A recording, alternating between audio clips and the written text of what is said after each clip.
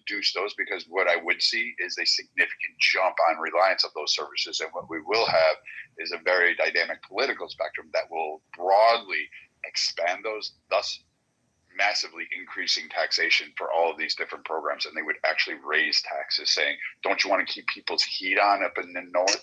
They're dying. No. Hold on, Hanson. I want to just get you guys clear on what the Supreme Court has already said about some of these programs. There's three really important points. Social Security and Medicare are tax-funded government programs. They're not personal contracts. Number two, you have no legal property right to the money you paid in. And number three, this is the most important part, Congress can legally change, reduce, or even eliminate benefits at any time for any group. Yeah, that's all the reason for not having all of these, none of these programs. Before we can agree on what gets cut, can't we agree that spending $2 trillion that we don't have annually and borrowing it has to stop, and then we distribute the cuts based on $2 trillion that we're no longer borrowing? Isn't that a good place to start from agreement? Brad seems to be...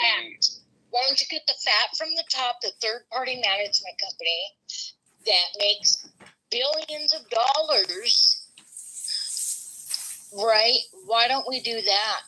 Well, Don, because what you just said was you were addressing billions of dollars, and what American Party indicated is that we have a deficit annually of $2 trillion. What he's saying is, why couldn't we restrict our spending to what we generate in terms of tax revenue? So if we're pulling in, say, like in 2024, $5 trillion, do you think it would have been a bad idea to say that spending should be no more than $5 trillion? I mean, we already have $37 trillion in debt. Moving forward, what would be a valid argument in support of adding additional debt? I think common sense would dictate that within your own budget, you would stick within your means. Why is it that we're allowed to, at a government level, spend $2 trillion more than what we take in? It makes no sense. And the only way that it makes sense is if the government is literally saying, we don't care because at the end of the day, we have no plan of repaying this debt. And maybe there's been talk about looking at past models of debt jubilee, and just erasing the debt and just saying, okay, hey, things have gotten out of control. We need to do a reset. We're just gonna ignore all this previous debt. I'm not smart enough to calculate what the unintended consequences of doing such a thing would be, because we live in different times from hundreds and thousands of years ago when this was actually a common practice. I would hate for the conversation to move too far beyond like the point Brad raised before we come back to it, I guess, because I think he raised a serious question, which is, if we eliminate Social Security, maybe for reasons of public policy, not because we're obligated to, but just pragmatically, we may end up having to increase SNAP benefits and other things. I'm not sure that's true, but I think it's a legitimate question.